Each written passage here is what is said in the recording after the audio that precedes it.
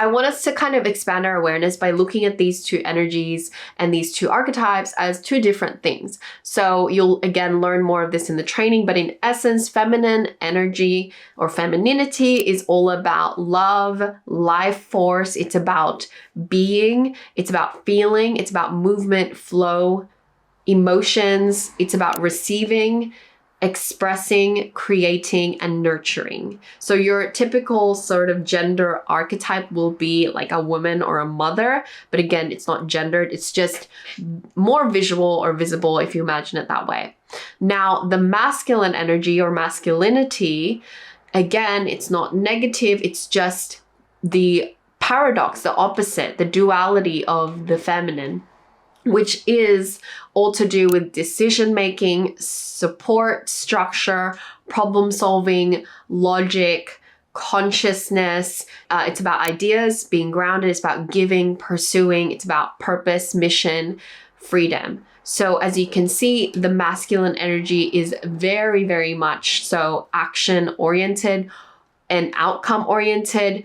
It's about logic, whereas the feminine is all about being, experiencing, feeling, and intuitive. When you can understand that you can be both in your masculine and feminine at the same time, and you can also choose to lean more in your feminine or lean more in your masculine in certain seasons to create certain outcomes or to have a more ease in your life, you're able to then work with your energy rather than against it. So we're going to talk a little bit about some practices to bring yourself back into the being, into the mindfulness of your feminine and embodying that aspect of your femininity. Hello and welcome back to my channel. If you're new here, I'm Nicole, a life and business coach for high-functioning women. I'm a self-proclaimed foodie, content creator, educator, and your new abundance bestie. In my world, we talk about all things to do with elevating your life. I post weekly videos helping the everyday woman embody her highest self, create inner wealth, master her mindset, unlock her femininity, and be an absolute boss in life.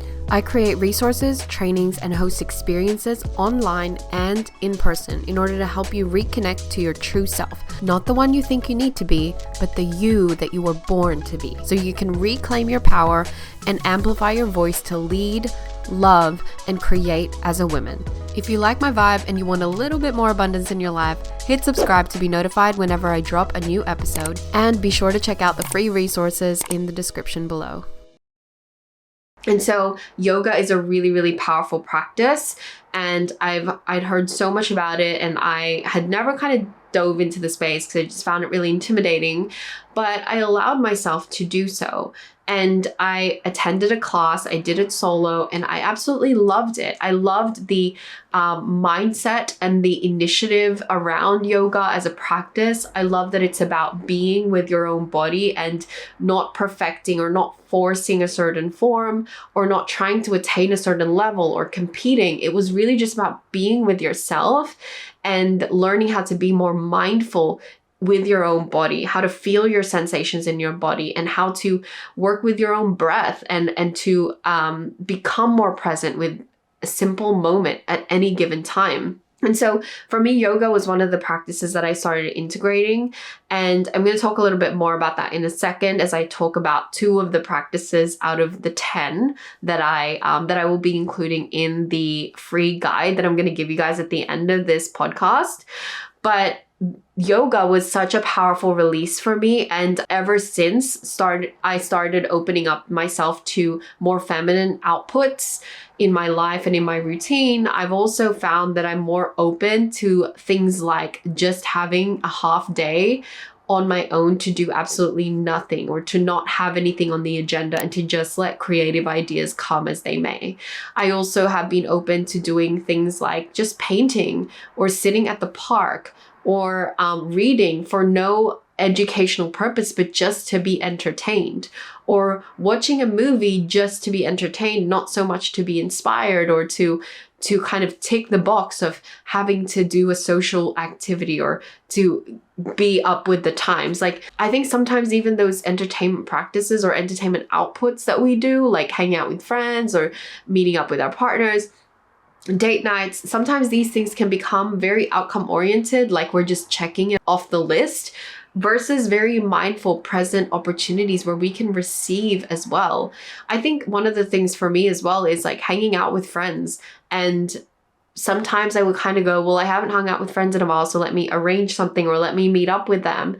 And then I go into it and I feel exhausted before going into it because I know that the mindset I'm bringing into it is very masculine, very like outcome oriented. Like, how will this serve me? Or how can I be of value in this conversation? Or, can I create content while I'm here? But that is so different to just like enjoying it for what it is, to laughing until your belly hurts and not having to document the moment, or being able to sit there and just be with your partner and not have to take photos of the food so you can post it later. Like, everyone has their own balance. I'm not saying there's a right or wrong or there's a black and white way to do this, but it's understanding that there is a way for you to harness more of that feminine expression, the feminine outputs. And there are also ways that even your feminine practices can become quite masculine when you don't check on the intention behind it. And that's really all it is. At the end of the day, it's just your intention. It's just about what is the intention going behind what activity you're doing, because that will also reflect on the energy that you are operating on it from. And again, for so many of us and so many women I work with, we are primarily operating out of masculine, out of the kind of transactional approach or the outcome oriented mentality of everything has to kind of be productive or has to be worth something in the long run, or else it's not worth my time. So if it's not revenue generating, if it's not moving the needle forward, then supposedly through the wounded masculine lens, that it's not worth it, but that is so not true. I think that when we can kind of express in both feminine and masculine in healthy ways, we find that we actually become more of a well-rounded, holistic individual who carries themselves with such grace, confidence, with power, and we make impact and we create valuable things in the world that actually reach places and change lives and generate revenue as a result. But often we kind of want to rush that process by sort of like hustling our way there, or kind of over exaggerating either of the energies. And so again, it's like about that balance and that harmony and knowing kind of what you need at any given moment.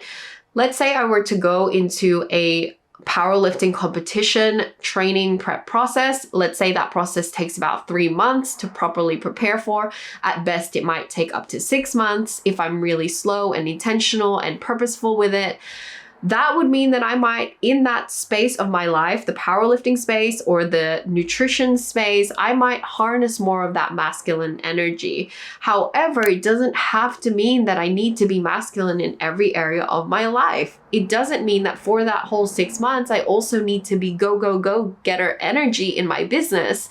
If the season that my business is in is completely different. Maybe my business is calling me to connect with it in a more soulful level, to find my purpose again, to get clarity for what aligned offers I need to be putting out there instead of pushing to sell what I've already created that is no longer aligned, right? So there are things that, we can become aware of even in the outputs of the categories of our lives and what makes up our routines and our schedules and what makes up our commitments. We can be intentional as well with how we harness these masculine and feminine expressions. And I encourage you to get creative with like, how does it look to be feminine in, for example, your content creation? And to also be masculine in your content creation. What does it look like to have structure and systems in your content creation processes, as well as to have free flow, to have flow state, to have space to idea and create without having to make anything material or to repurpose anything, to just be in a creative space, and then to have systems and workflows that support that. That's one of the things that I work with my business clients on in my flow-based business containers, because a lot of my clients are very much, they struggle to just sort of create and be inspired because they sort of box themselves into, I have to batch create X amount every Monday, or I need to be able to produce 10x of this content piece or this revenue in a certain period of time. And they kind of like suffocate themselves with this is the only way. And that's not the only way. There is a feminine expression. And so one of the things that I coach my client on, Irene,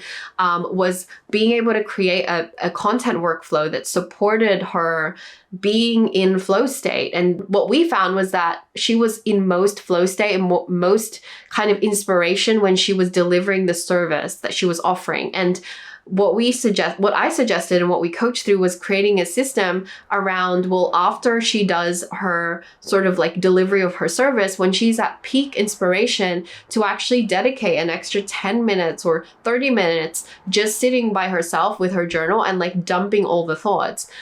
If she was a talker or a verbal processor, I would have gotten her to literally voice note or use the Otter app to transcribe all of her ideas and get it out of her system while she has them, and to capture them while they are in prime momentum, in prime quality, and fresh in her mind. So this is kind of like the content workflows that I talk about when I say in flow-based business, I work with my clients on this. And it's like harnessing that femininity as well as working with the masculinity as well. So I thought for this episode, I will just talk about yoga, which is one of the feminine practices that I've been doing to embody more of that femininity, and meditation. I actually have 8 more of these that I can talk about.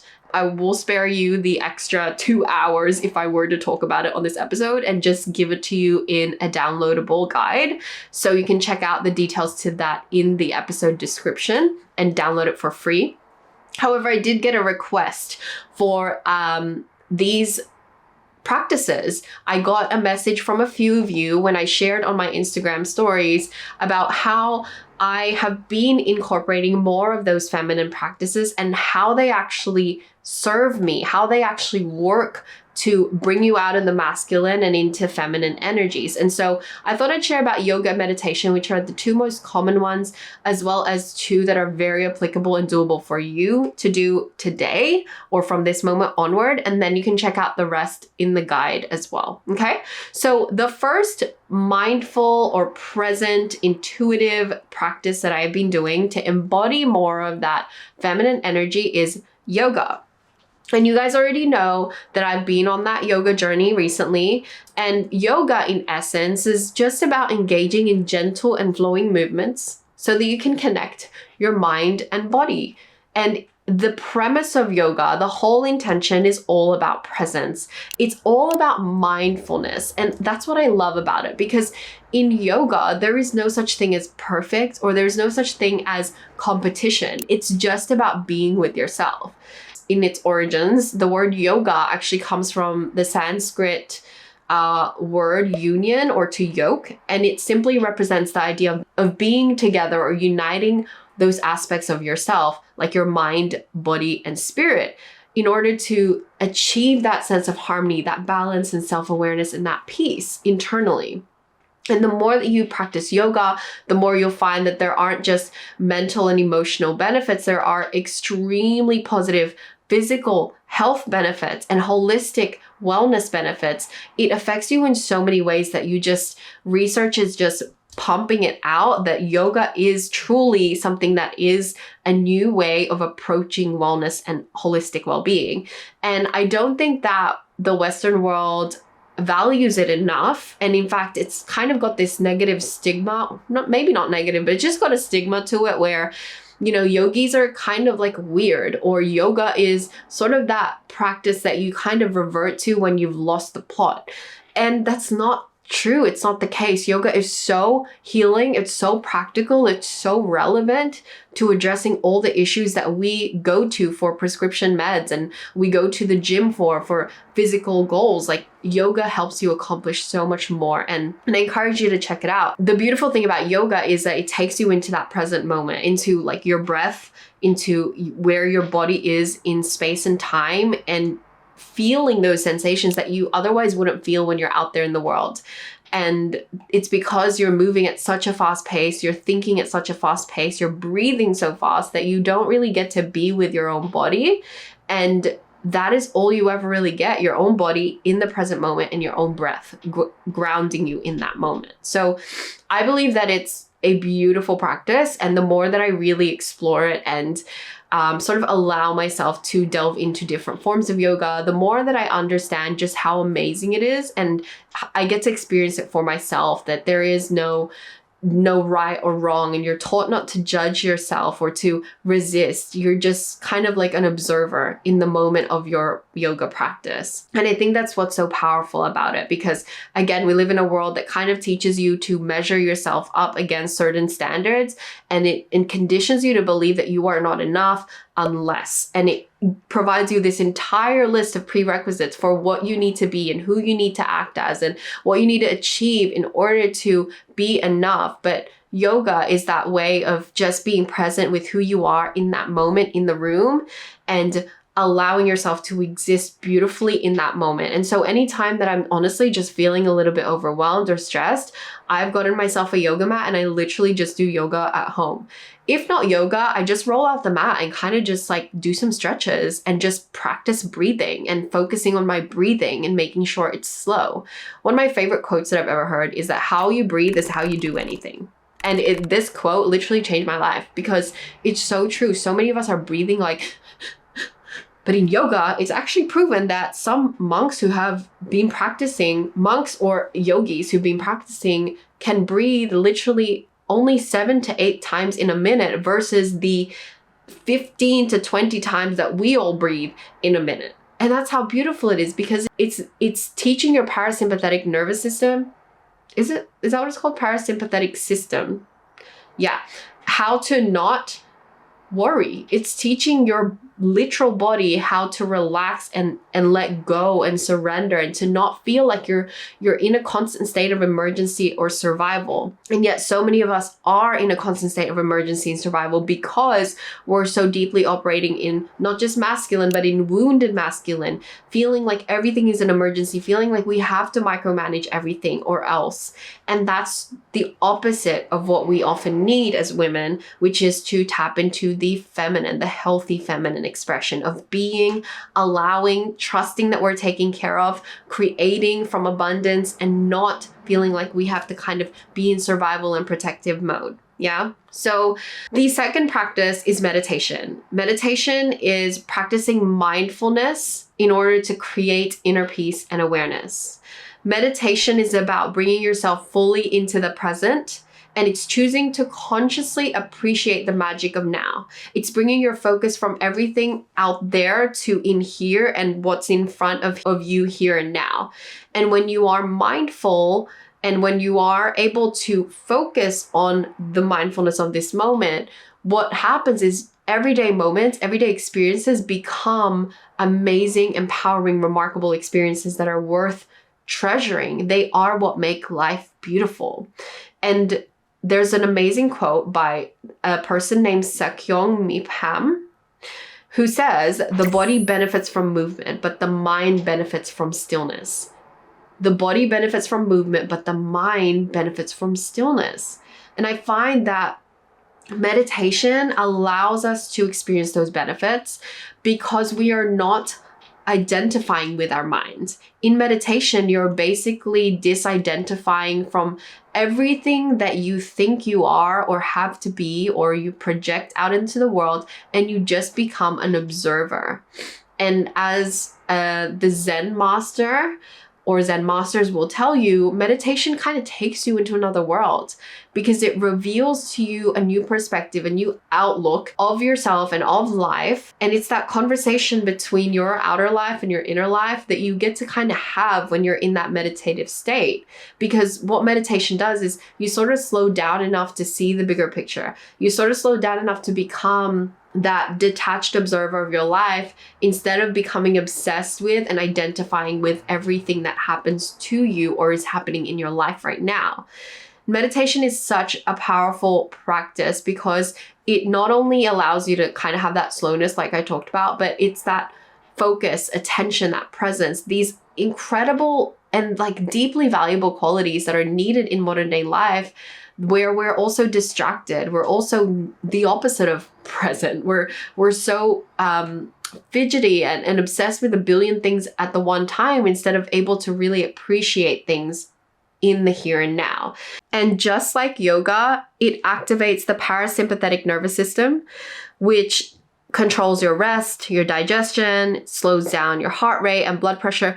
All of this activation, which is usually functioning to counter stress in the body, is allowing you to basically detach from the fight or flight mode. This system or this biological design, which is naturally occurring, is activated by the simple practice of meditating and becoming more mindful. That's why it is so healing. It is so beneficial to our health. Meditation is also an amazing, I don't want to say cure, but something around the lines of curing, maybe antidote. I don't know, but okay. So my point is, it is a way of activating more deep rest and healing and recovery, because 20 minutes of solid meditation is actually equivalent to 45 hours of deep sleep. How insane is that? That level of healing is incredible. That level of recovery is incredible. And I personally have been doing this myself. When my logical mind kind of wants to go, You're tired, just drink some coffee. my feminine, because I've been activating more of it, trusting that intuition more, trusting the invitation from my soul, allowing myself to be seen, allowing my feelings to be validated, I will listen to it. And sometimes it's just a few minutes of breath work or a few minutes of meditating and focusing on my intentions, or just closing my eyes and grounding into my body and my breath. That is enough for me to just fuel up energy for another 3 hours that I didn't think I had, instead of just drinking caffeine and muscling through it, right? And so if you're asking, okay, Nicole, how do I even get started with any of these practices, because I'm so far away from that, I want you to just come back to the balance of masculine, feminine. Like I said, all you need to do is have a sense of structure and a clear intention. Your sense of structure can look like carving out a dedicated time to just be, to just practice the feminine and being in it. And it's gonna feel weird. It's okay, especially if you've never done it before. It's gonna feel like you're gonna have a lot of chatter in the beginning, and that is okay as well, because again, you've never done it before and you have a lot of stories, a lot of conditioning telling you that it's not productive, that you don't deserve it and whatnot. Ignore it, okay? Allow that, because again, if you haven't practiced harnessing feminine and you've been primarily in your masculine conditioning, then hey, this is going to feel really foreign, and that's allowed. So there's no one right practice for everybody. There's no right or wrong way to do it, whether it's yoga or mindfulness or both. Yoga or meditation or both. You can literally do it anywhere. You can do it in your room. You can join a class like I did. You can watch trainings. You can download apps. You can do it with a friend. You can do it solo. But I encourage you to understand the premise of what you're doing it for. So the intention. So it's one thing to sort of set the goal or the masculine structure of, I'm going to carve out the time, I'm going to book the class. But it's another thing to pair it with a clear intention of why you want to do it. And I think that that's where your feminine really gets to come out and play. Remember that your feminine wants to rest. Your feminine wants to receive inspiration. It wants to be in your body and to just be an observer and to not identify with situations or with results or have to accomplish anything. So set a clear intention, allow yourself to then be supported by the masculine structure. And be committed to it. So don't book the class and then cancel. Be so committed to why you want to do this, and remind yourself of the benefits for you and how that is going to impact the things that you want more of in this life. Okay. So there are a few ways to kind of direct your meditation practices, and I'm going to be talking more about it in the guide. So I'm going to talk to you guys in the guide. Well, not talk. You're going to read up in the guide the types of meditations that you can try. There's different approaches like mindfulness, there's breath meditations, there's object focused meditations, sound meditations. Same thing with yoga. There's also different types of yoga that you can consider. And I'll also provide in the guide some of my local recommendations, as well as like online resources and things like that you can access. It's literally a dummy's guide. I don't like to use the word dummy, but the beginner's guide crash course to living more mindfully and intentionally, and kind of tapping back into more of that embodied feminine. And I wanted to be able to provide this for you guys because so many of you are really now starting to understand the lack of feminine expression in your lives, and that being the root cause of why you are constantly hustling and burning out and feeling like you're never satisfied or fulfilled. So to my high functioning women, to my 5 a.m. girlies, my boss babes, like this is for you, especially if you've really identified with this episode today. So that is all I have for you today. I really hope that that was helpful. I want to remind you that the balance between feminine and masculine is really just about that dance. It's that harmony of really being able to work with those energies and to know them and to know how they show up for you as well in expression. And so whether you're harnessing the masculine and feminine to create results in your business or to advance in your goals and dreams in life, whichever kind of outlet they come out in, I want you to just remember that you have the control, you have the power to call on either or. And you can also surrender. You can surrender to what you are feeling that day. You can surrender to the natural energetic flow of your body. And it's going to look different for everybody. So resist the urge to kind of look externally for answers or to ask someone how it should look like for you. Instead, if you want guidance, reach out to me about flow-based life coaching or flow-based business coaching so I can help you sort of create that blueprint for yourself for how a truly aligned life and business looks like for you in your most embodied and authentic form. So I can mentor you and guide you and support you, but at the end of the day, the answers are within you. So if you're having trouble unlocking those answers or even knowing where to start, definitely reach out. All the links to get connected with me will be in the description of this episode. However, at the end of the day, if this is just your first day that you're hearing all of this and you're being exposed to this world, check out all my other resources and content because you will definitely love all of those if you loved this episode. And always reach out, DM me if there's something that you want to share from what this episode inspired you to do or anything that kind of hit the spot for you, because I would love to hear it and I would love to create more content that serves you and your needs and what you're working through as well. So that is all, my loves. Thank you for joining me in this week's podcast episode, and I will catch you in the next one. Bye. If you want to take your abundance to another level, I want to help you. I'm a life and business coach for women who want to step into their next level by activating wealth from the inside out. To help you take your first step to unlocking true abundance and your aligned potential, I'm giving you free resources, workshops, and masterclasses that you can access on demand right now. Check out www.nicoleconception.co/free-resources to get your hands on it. For more videos like this, check out the other playlists and series I have on this channel, and don't forget to hit subscribe to be notified whenever I drop a new video. And if you're more of the podcast type, check out Freedom in Flow, where I dive even deeper into the concepts that will help you create less hustle and more flow, abundance, and alignment in your life and business.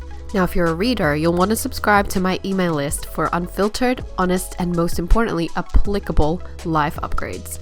Now, don't be a stranger. Connect with me on Instagram and TikTok and send me a message. I love getting to know you and your story. It's why I do this. Okay, my lovely, that's all for now. I'll see you soon. Signing off, Nicole.